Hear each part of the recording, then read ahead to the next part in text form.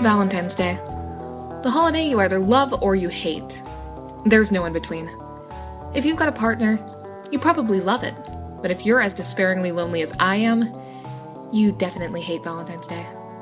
Valentine's Day stops being fun as soon as you hit middle school. Back in elementary, it was amazing. Everyone loved the tiny class party, and Valentines were mandatory to give to every single person. But then middle school happens. That statement applies to a lot of things, actually. But if you're feeling lonely, I hope you can find comfort in the fact that one time I got blown off on a date because they were too busy playing fucking Smash Bros. That's right, Jeremy. I still remember, and I still haven't let it go. As Valentine's Day is extremely close, you may be asking, Kaluna, we will never be as perfect as you are. So what's the point of even trying to get a date? And although that is true, that doesn't mean you shouldn't try. So here's my dating advice. Before I begin, I should probably acknowledge that with current world events, it's a bit difficult to find a potential partner. But you can find love anywhere. Step 1. Asking them out. Let's say you've known a certain someone for a while, and you want to go grab a coffee with them as more than friends. Naturally, you're going to have a bit of a different approach than if you're asking for the number of a stranger with some pins from a TV show you like.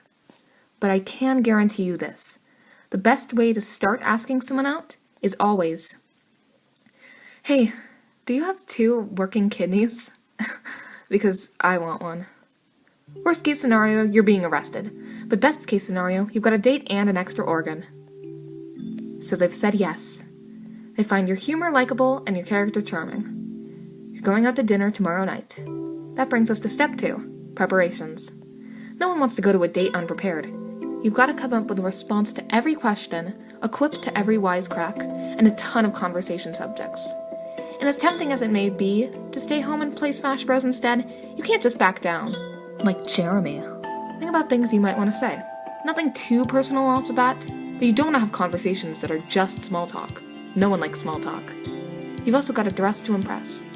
Your cheese sliced with a mouse hood mascot costume is your best bet, but I guess you could settle for a well-ironed shirt and a pair of good jeans. So you've mustered up the courage to leave the house. Firstly, go a little early. Don't be the person who shows up to a date late without notice. And that brings to step 3, the date. Your date is already there, and they look amazing. Like, super amazing. You could stare into their eyes for ages. You're the luckiest person alive. And you realize a little too late that you've completely zoned out. Your date is looking at you expectantly. Pop quiz, what do you answer? Your best bet is number 2. Although you might think that saying yes is a good option, you could be saying yes to anything. Hey, you look great. I tried to get ready, but I look pretty awful. Yes. Everyone zones out occasionally, just don't make it a habit. So you get into the restaurant and have a nice dinner. Once you're done, you split the bill and walk outside. The moon is shining. Thanks, this was a really nice date. I hope we can do it again. And here you have to make an important choice. What do you want to do? Do you want to share a kiss, take them home, or do you just wish you would never come? Go with your heart. Be honest. I really like you. And you two proceed to lose track of time and unintentionally ghost each other. Bruh. Now, if you can't get a date this Valentine's Day, it's fine. Because Valentine's Day is the second most important thing happening on February 14th. That's right. It's the 1-year anniversary of the Sonic movie. If your partner isn't willing to watch the Sonic movie with you, dump their ass. Meow? Sonic movie. Go watch the Sonic movie.